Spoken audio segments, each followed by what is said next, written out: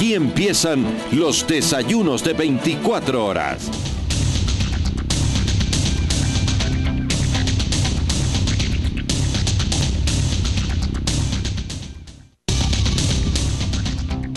Hoy María Josefa Coronel no nos puede acompañar, está indispuesta de salud. Nosotros desde aquí le deseamos pronta recuperación y es tiempo ahora de contarles que el Código Monetario y Financiero, que entró en vigencia el pasado 12 de septiembre, creó un impuesto del 0,5% a las transacciones crediticias. Los recursos de esta contribución serán destinados, según el Código, al financiamiento de la atención integral del cáncer. Desde el pasado 12 de octubre, las instituciones financieras de todo el país cobran el nuevo impuesto. De esta forma, dan cumplimiento a la disposición 14ª del Código Orgánico Monetario y Financiero, que establece que las personas que reciban operaciones de crédito, incluyendo el crédito diferido con tarjeta de crédito, de financiamiento, de compra de cartera, de descuentos, de letra de cambio y operaciones de reporto con las entidades del sector financiero privado, controladas por la Superintendencia de Bancos, pagarán una contribución del 0,5% del monto de la operación. En la sesión inaugural de la Junta Regulatoria Monetaria y Financiera del pasado 29 de septiembre, sus miembros confirmaron entonces que el impuesto iba a aplicarse. Es decir, que si usted aplica a un crédito para la compra de un auto valorado en $20,000, deberá pagar además el impuesto al 0,5%, o sea, $100 extra. Los recursos de esta contribución se destinan, según la ley, al financiamiento de la atención integral del cáncer. El dinero que recaudan las diferentes instituciones bancarias será transferido por el Ministerio de Salud Pública de forma trimestral y anticipada. El sector bancario presentó una propuesta para cobrar el 0,5% flat por una sola vez a los créditos mayores a un año. Además, pedían que si un crédito es a 6 meses plazo, entonces se cobre la mitad. Aún no hay un pronunciamiento por parte de la Junta. La tarifa del 0,5% se pagaba hasta diciembre del 2008, pero fue eliminada por el gobierno hasta que se retomó y aprobó por la Asamblea en el nuevo código. El asambleísta por Cambio y el Partido Social Cristiano, Luis Fernando Torres, envió hace 2 meses una solicitud de información al Banco Central del Ecuador y al Ministerio de Finanzas. Torres pidió conocer, entre otras cosas, las motivaciones para la aplicación del impuesto a las transacciones crediticias. La respuesta sigue pendiente. Joana Ramos, 24 horas. A esta hora saludamos al asambleísta Luis Fernando Torres, el partido Cambio, PSC, precisamente para que nos conteste, nos hable un poco de su criterio sobre este nuevo impuesto. Primero le contestaron del Central, asambleísta, buenos días, bienvenido. Buenos días, no he tenido respuesta, inclusive la propia presidenta de la Asamblea Nacional le insistió al ministro de Finanzas que contestara la pregunta que le hice sobre la aplicación de este impuesto del 0,5% a las transacciones crediticias. Y no hay respuesta, como otros ministros que se niegan a responder. La ministra de Obras Públicas, por ejemplo, cada vez que se le pregunta sobre obras viales, no dice ni pío. Y es hora de que los ministros, si no van a dar la cara en la Asamblea, por lo menos contesten de manera escrita temas que le interesan a la ciudadanía, como ocurre en este caso, por ejemplo, con la aplicación del impuesto del 0,5% a las transacciones financieras y crediticias. ¿Y por qué es importante saberlo? Me explico mejor. ¿Por qué necesitamos una explicación para una necesidad que está allí? Es decir, apuntalar toda la tarea de la Sociedad de Lucha contra el Cáncer para atender tantos casos que se dan, que sea una política pública la que financie, la que apuntale esta actividad. ¿No es encomiable, bien visto desde toda visión? Mire, conviene hacer un poco de historia. El año 2000, con la Ley de Transformación Económica, en el artículo 101 se estableció la participación de Solca precisamente con el impuesto del 0,5% a las transacciones en moneda extranjera. El artículo 101 de esa ley, el año 2000, hace 14 años, le mencionaba a Solca directamente para administrar los recursos relacionados básicamente con la atención del cáncer. El año 2008 cambió radicalmente la situación cuando se expidió la ley de la Red de Seguridad Financiera. Allí se dijo que no podía haber transferencias del presupuesto, no podía haber impuestos especiales para financiar, en este caso, a Solca en la atención integral del cáncer. Y dijo entonces la ley de la Red de Seguridad Financiera que será del presupuesto general del Estado de donde saldrá la plata para Solca. Llegamos al 2014 y la situación cambia. Volvemos a lo anterior. Nuevamente se establece el impuesto del 0.5%, pero con una diferencia. El año 2008 y el año 2000 se decía que Solca recibiría sin condición alguna los recursos. En la disposición 14ª del Código Monetario y Financiero se establecen condicionamientos para que Solca reciba el dinero.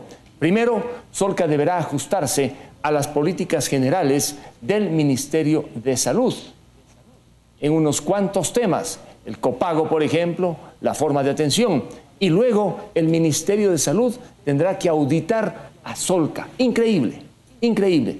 Pero lo más grave de la disposición general 14 del Código Monetario y Financiero es que allí se dice que el 0.5% que se va a recaudar en los préstamos no irá totalmente a Solca, irá a atender el cáncer y una parte irá a Solca.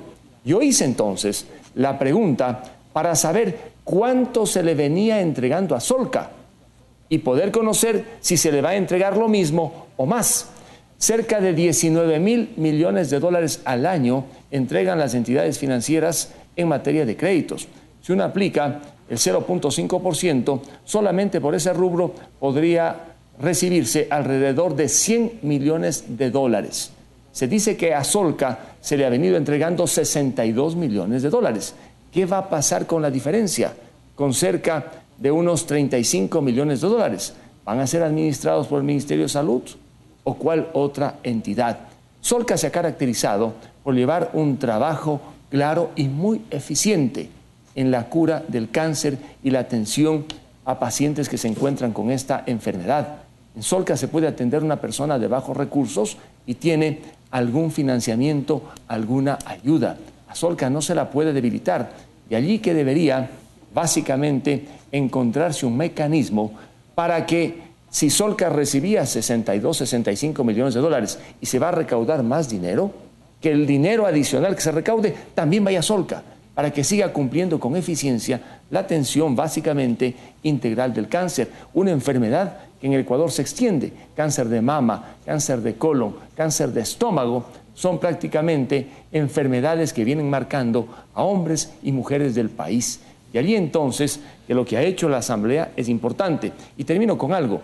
En el proyecto original de Código Monetario y Financiero que envió el presidente de la República en junio del 2014, no había financiamiento para Solca. Se olvidaron que derogando la ley del 2008 también desapareció el financiamiento. Fue la Asamblea la que tuvo que incorporar este impuesto para sostener prácticamente en funcionamiento a Solca y en general la atención del cáncer. Definitivamente necesidad hay, eso está claro. Lo que habría que establecer en todo caso es qué va a pasar con ese excedente, con esa diferencia. Pero, y aquí hay otra preocupación del lado del sector de la banca privada. Ha dicho, nos sentimos con una especie de descrimen, sabiendo que las mutualistas, por ejemplo, y entidades financieras pequeñas no van a ser gravadas con este 0,5%. Sí, efectivamente, en la última resolución dictada por la Junta Política de Regulación el 9 de octubre, la regulación 003, se establece de manera clara lo que ya dice la disposición general 14ª del Código Monetario y Financiero. Esto es que las entidades financieras que forman parte de la economía popular y solidaria, cooperativas y últimamente mutualistas, estarían excluidas, así como se excluye de manera expresa también a las entidades del sector público. Serán básicamente las entidades financieras privadas y, por supuesto, aquellas entidades que manejan tarjetas de crédito, no para el crédito corriente, sino para el crédito diferido, las que tendrán que cobrar el 0.5%. Dice esta regulación política de la Junta Monetaria y Financiera que solamente si es que el préstamo va a tener un plazo mayor a un año, se cobra por una sola vez. Si es menor, se cobrará por el remanente. En el caso de créditos vencidos, solamente se aplicará el impuesto cuando estos han sido reestructurados o renovados. Pero lo que a mí me llama la atención es que en esta resolución 003 se le menciona al Servicio de Rentas Internas, cuando la ley dice que el Ministerio de Salud es el que hará la transferencia.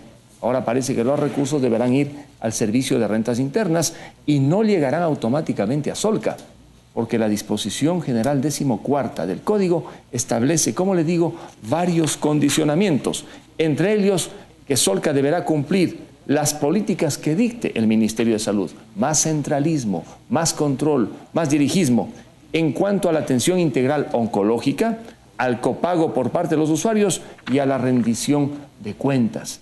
Imagínese usted con estos condicionamientos que no había antes, los problemas que va a tener que vivir Solca para recibir los recursos que ahora los emplea de manera eficiente, Esperemos que no.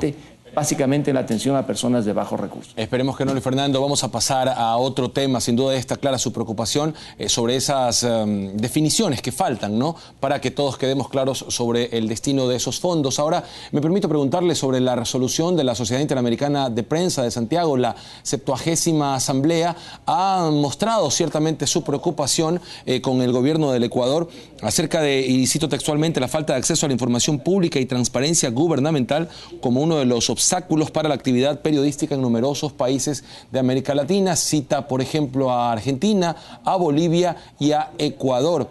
Hay sin duda una preocupación de parte de un organismo suprarregional en el tema de la libertad de expresión, de la libertad de comunicación, lo que se está viviendo en Ecuador.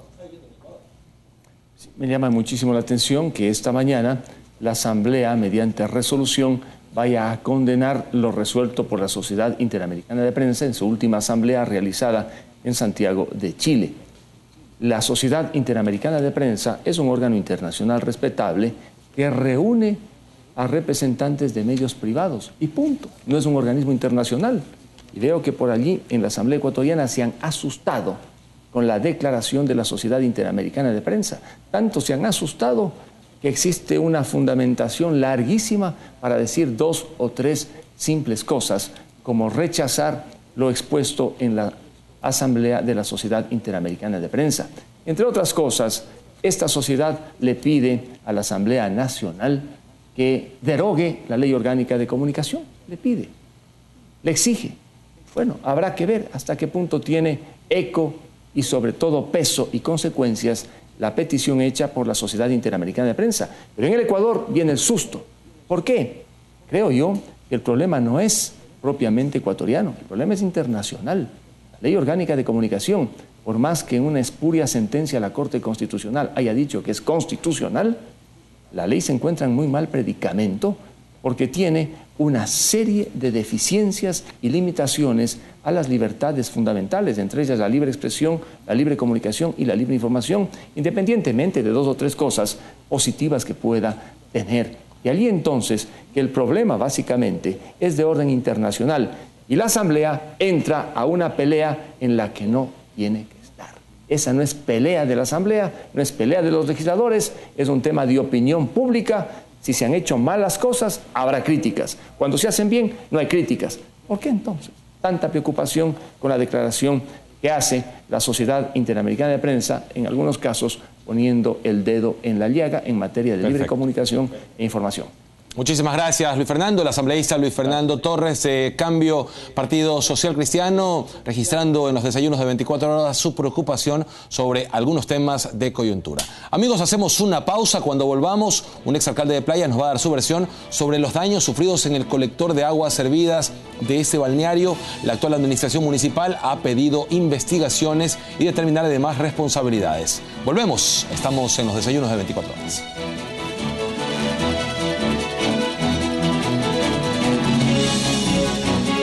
Síguenos en Twitter, @desayunos24. O puede escribirnos a desayunos@teleamazonas.com.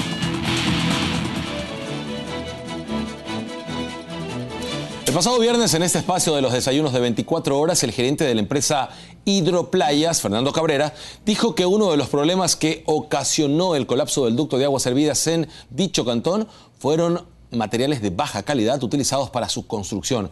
El sistema de alcantarillado se construyó durante la administración del entonces alcalde Gabino de la. Puntualmente, escuchemos lo que dijo Fernando Cabrera, gerente de Hidroplayas.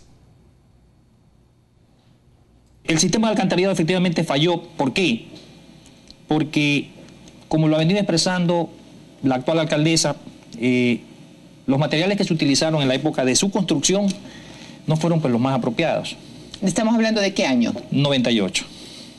En la administración de arquitecto Gabino Elá, que fue cuando se ejecutó el proyecto alcantarillado en su primera fase. Es decir, que en primer lugar los materiales no son los mejores que se usaron en el año 98. Exactamente, sí. No son los mejores. Tiempo de abrir nuestro micrófono para dialogar con el exalcalde del Cantón Playas, Gabino Elá. Arquitecto, buenos días, gracias por acompañarnos. Lo primero, ¿fueron o no de mala calidad los materiales como denuncia el gerente de Hidroplayas para la construcción de este colector, de este ducto de aguas servidas para el cantón? Buen día. Buenos días. El alcantarillado sanitario de Playas fue con un crédito del Banco del Estado de 8.250 millones de sucres en esa época. El contrato se lo realizó en el año de 1996 y la obra se terminó en 1998. Concretemos, ¿los materiales fueron buenos, no fueron buenos? ¿Usted tiene cómo probar de que fue la calidad técnica requerida, necesaria, para que esa obra no se dañe tan poco tiempo después? El Banco del Estado, que tiene sus propios fiscalizadores, y la compañía Hidroestudio, que fiscalizó la obra, y los fiscalizadores del Banco Interamericano de Desarrollo, el BID, constantemente, periódicamente, visitaban la obra, viendo la calidad. No hubo ninguna queja. El Banco del Estado no le da un solo centavo si es que no se está utilizando los materiales que especifican en el contrato de la obra. Podemos nosotros observar, aquí hay una fotografía de la calidad, de la prueba de calidad de la tubería. Enseñemos la fotografía a esa aquí cámara, está, por favor. De la calidad. ¿Y eso qué prueba? Que definitivamente se usaron los materiales de punta, la tecnología necesaria. Aquí está una tubería de un colector. Esa es la foto.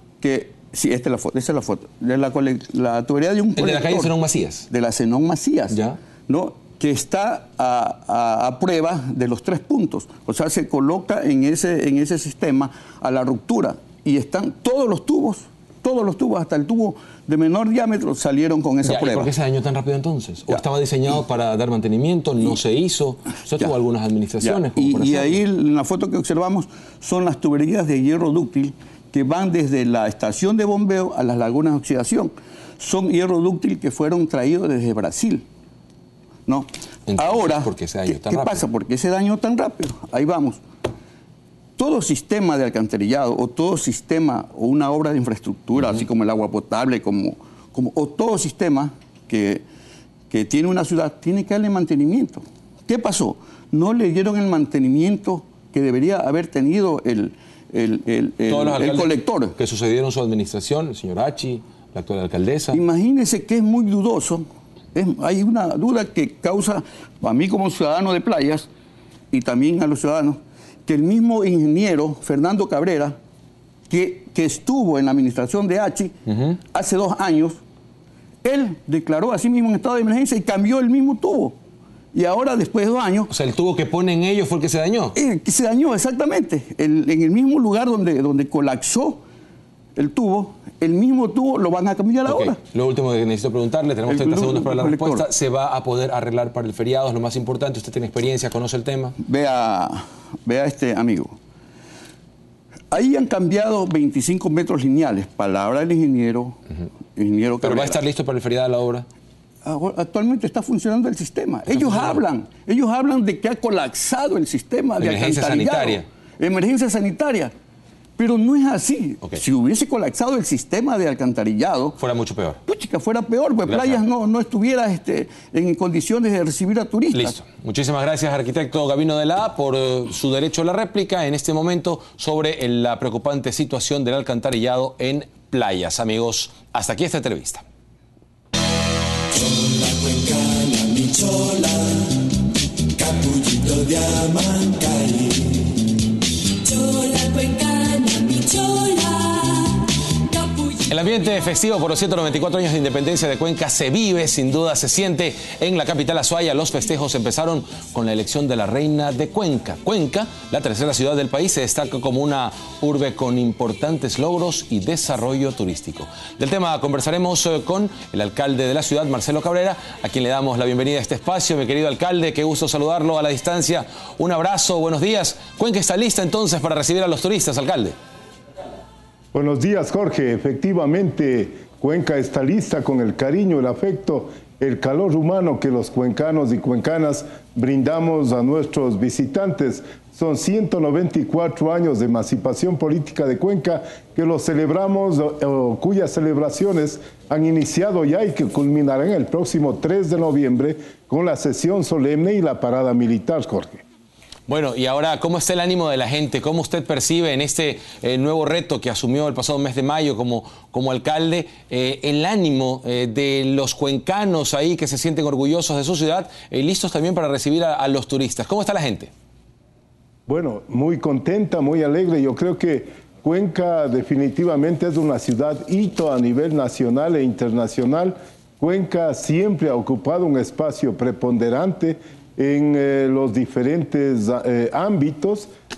Basta decirlo que su nombre suena en todos los foros mundiales por las características de servicio que presta la municipalidad, sus empresas municipales, sus instancias municipales, a las cuales, Jorge, nos esforzamos por mejorarlas, por buscarles nuevamente el sendero que tuvieron anteriormente, lamentablemente que se han deteriorado por algún mal manejo, pero tenemos que seguir trabajando en definitiva en búsqueda del servicio de excelencia que queremos para todos.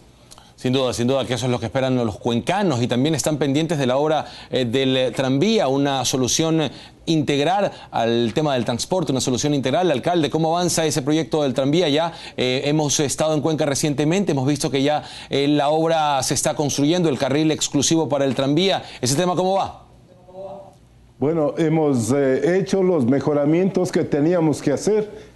Cuando llegamos en la administración el 15 de mayo, habían 32 trabajadores, ahora hay 350 y turnos durante la noche. Mire usted que ya las dos vías en la Avenida de las Américas, por ejemplo, en un tramo de aproximadamente 1000 metros ya se devolvieron en el un lado y en esta semana se devuelven en el otro lado. Estamos trabajando de una manera acelerada, desde luego cambiando sistemas constructivos, mejorando la accesibilidad de los ciudadanos en los sitios que pues estamos causando problemas y queremos que este proyecto entre en funcionamiento a partir del mes de julio del año 2016.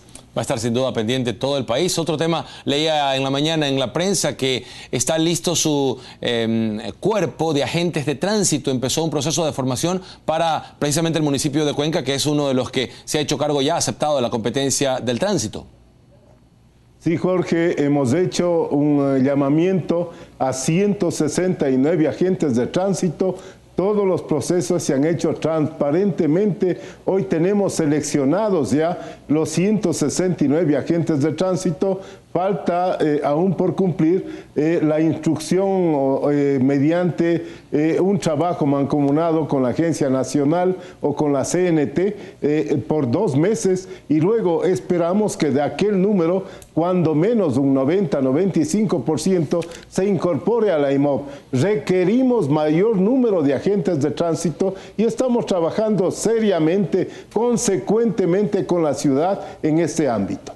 Perfecto, alcalde. Queremos agradecerle antes unos minutos para que usted, por favor, haga la invitación para que los ecuatorianos dentro y fuera del Ecuador se den cita este próximo feriado, este próximo fin de semana, para disfrutar y vivir a esta querida Atenas del Ecuador. Jorge, muchas gracias a usted por la oportunidad. Yo quiero invitar a todos los ecuatorianos y ecuatorianas, vengan por favor a nuestra querida Cuenca.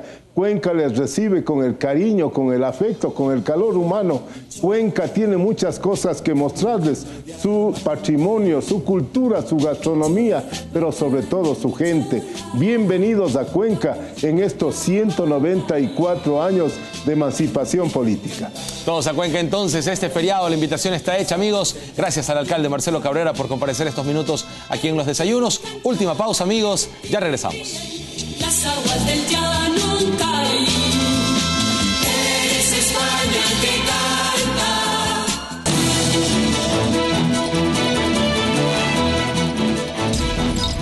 La situación del Ecuador ocupó la agenda del primer día de sesiones del periodo ordinario de la Comisión Interamericana de Derechos Humanos de la OEA en Washington, y aunque las quejas fueron múltiples, el gobierno ecuatoriano brilló por su ausencia. Ante el seno de la Comisión Internacional de Derechos Humanos en Washington y a pesar de la ausencia del Estado ecuatoriano, organizaciones independientes trajeron al organismo de la OEA sendas demandas en busca de justicia para los pueblos indígenas y estudiantes. Es precisamente denunciar, evidenciar, tenemos pruebas de cómo se da la criminalización de la protesta social y de esta manera pedir a la Comisión Interamericana de los Derechos Humanos que haga una visita in loc, es decir, al Estado ecuatoriano. La CIDH dedicó 2 sesiones a la problemática del Ecuador. La primera sobre la demanda por la violación de los derechos civiles y políticos en relación con la consulta en torno a la explotación petrolera del Parque Nacional Yasuní. Mientras el Estado no garantice el derecho a la identidad cultural, los derechos lingüísticos y sobre todo el derecho a ser juzgados dentro de sus propias comunidades, los pueblos y nacionalidades indígenas seguiremos siendo objeto de discriminación y exclusión. Yupaychane. Los representantes indígenas acusaron al gobierno de cometer persecuciones judiciales, como la del legislador Pepe Acacho, bloquear créditos, la exclusión del sistema de justicia indígena e ignorar las 750.000 firmas de la consulta popular. Por separado, representantes legales de estudiantes del Colegio Mejía usaron el viaje a Washington para formalizar una acusación contra el gobierno por maltrato a los jóvenes. Lo que estamos pidiendo es que se abra una causa contra el Ecuador por el tema de los niños del Mejía, que se investigue y que una vez que se determine la veracidad de los hechos, los responsables sean sancionados. Sin embargo, la mesa dedicada al Estado ecuatoriano estuvo vacía por tercera ocasión consecutiva. El secretario general de la CIDH, Emilio Álvarez y Casa, lamentó la ausencia. La Comisión Interamericana de Derechos Humanos lamenta la ausencia del Estado y reitera su voluntad de invitar. Creemos que uno de los valores de la democracia es el diálogo. Los comisionados de la CIDH tienen previsto reunirse el 3 de noviembre para examinar en detalle las acusaciones de los grupos indígenas y estudiantiles a fin de decidir si adoptan medidas adicionales en relación con las quejas contra el gobierno. Desde Washington reportó para 24 horas José López Zamorano. Hasta aquí llegamos, amigos. Gracias a todos por su atención a los desayunos de 24 horas. Mañana ya con nosotros María Josefa Coronel. Buen día para todos.